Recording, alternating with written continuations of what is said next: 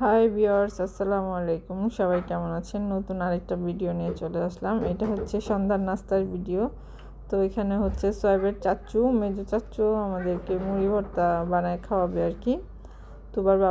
সোয়াবের বাবা আর কি খেতে চাইছে, এর জন্য আমরা সন্ধ্যার সময় যে মুড়ি ভর্তা বানাইতেছি।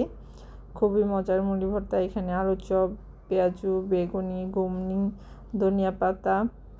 আর এই ভিডিওতে একটা জিনিস মিসিং, মানে মুড়ি ভর্তা একটা জিনিস মিসিং। কে কে মিসিংটা বুঝতে পারছেন সবাই একটু কমেন্টস করে জানাবেন, দেখি কে কে আমার ভিডিওটা খুব খেয়াল করে দেখে। যদি দেখে অবশ্যই মিসিংটা ধরা পড়বে যে এই মুড়ি ভর্তায় কী মিসিং হয়েছে। তো এই তো ও মুড়ি ভর্তা বানাচ্ছে, তারপর আমরা একসাথে খাবো আর কি। তুবার বাবাকে বাটিতে করে দিয়ে দেবো ওই রুমে, আর আমি এখানে সোয়াইবার চাচ্চু একসাথে বসে খাবো আর কি।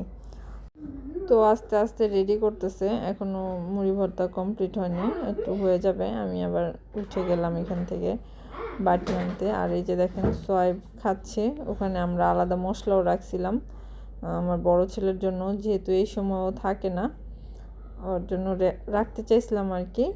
কিন্তু না, সোয়াইব এটা আবার নিয়ে নিল।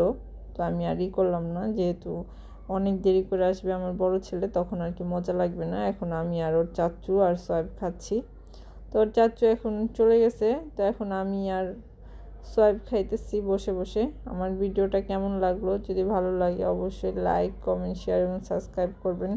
সাবস্ক্রাইব করতে কেউ ভুলবেন না। আর মুড়ি ভর্তায় কী মিসিং হয়েছে, কী দেওয়ার বাকি ছিল, সেটা অবশ্যই কমেন্টস করে জানাবেন, সবাই জানাবেন।